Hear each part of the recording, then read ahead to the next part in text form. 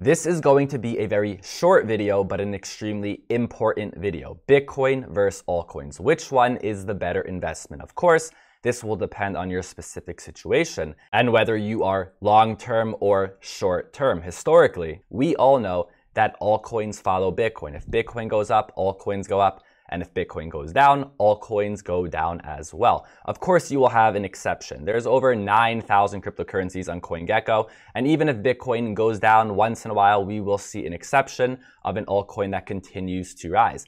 But the likelihood or the probability of you choosing that one altcoin out of over 9,000 cryptocurrencies is very low. And when Bitcoin goes up and altcoins follow during bullish times, they don't follow the same increase percentage-wise. For example, in general, if let's say Bitcoin goes up 2x or 3x, we will see big chip altcoins go up 4, 5, 6x. And I'm not speaking about finding some small random altcoin.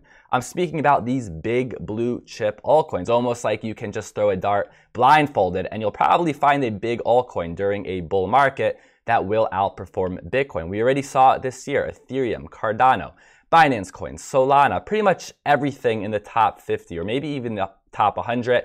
Most of them did better percentage-wise than Bitcoin. So the obvious question is, well, if they follow Bitcoin and Bitcoin goes up and these altcoins go up even higher, wouldn't the answer always be to buy altcoins? Well, not necessarily, because we have to look at the opposite end and the two risks with buying altcoins when Bitcoin decreases. So just like altcoins follow Bitcoin up, they also follow them down. And just like we said, an altcoin may outperform Bitcoin on the way up, altcoins most of the time also have a bigger drop than Bitcoin. For example, if Bitcoin has a drop in one day of 15 or 20%, many altcoins, even the blue chip altcoins, will have a drop of 20, 30, 40, maybe even 50%. And then when we talk about these very small cap altcoins, they may drop 70, 80% as well. So that's the first risk, right? When things are going well, of course, altcoins do better. But when things go bad, they go even worse for these altcoins. So that's the first thing. But this doesn't mean that I don't buy altcoins, because as you guys know on this channel, I talk a lot about altcoins. I buy altcoins. So this is something that I understand.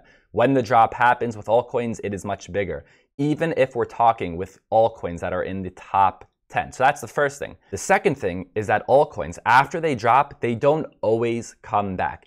We have seen historically that there have been a few coins that keep coming back. Even after a drop, they come back, reach their all-time high, and eclipse it. Of course, Bitcoin's in that category. Ethereum is in that category as well. There are others. But if we look at how far coins are from their all-time high, we can see that many popular cryptocurrencies from 2017 and 2018 have still not reached their all-time high. Of course, we know this year, coins like Bitcoin, Ethereum, Cardano, they have surpassed their all-time highs or their previous all-time highs, smashed it.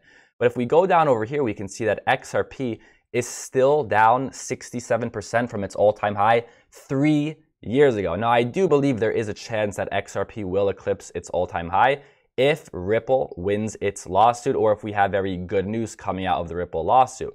And as we scroll down here, we can see Bitcoin Cash still down 82% from its all-time high 3 years ago. And the list continues. As we go down, XLM still down 62% from its all-time high 3 years ago. Now, I'm not picking on any specific coins.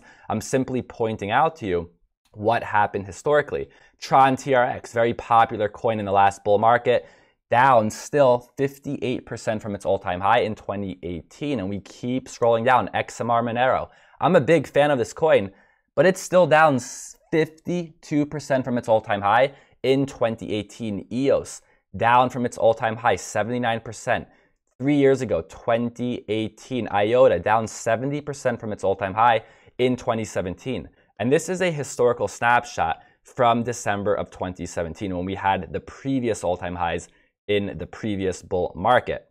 And we can see right here at number 3, Bitcoin Cash. It has fallen down. IOTA at number 7. Monero at number 10. Stellar at 12. EOS at 13. NEO at 14. Tron at 16. So you can see that during bullish times, altcoins most of the time, the blue chips, it's not very hard to pick them, right? They will outperform Bitcoin. But the risk is that when things turn south for altcoins, it may even be a steeper drop. And there's also no guarantee that these altcoins will come back and reach their all-time high.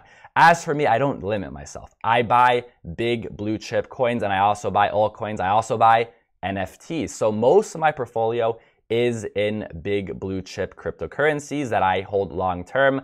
I hold them, I don't really sell them, and usually I buy more when they dip. And then I don't want to limit myself, like I said, so I also buy altcoins as well, sometimes very risky altcoins. I don't really want to share them on this channel because last time I've shared risky altcoins, I get a lot of criticism for it when it doesn't go well, even though I mentioned that they're super high risk. And also, of course, I buy NFTs, which are very risky as well. And I know some of you watching are thinking, well, I'll just time the top of the crypto market. And I'm going to tell you, you will not time the top of the crypto market unless you're that special 1%. And if you want to know why, go ahead and watch this video, link right above and in the description down below. Like this video, subscribe to the channel. Thank you for listening, and I'll see you next time.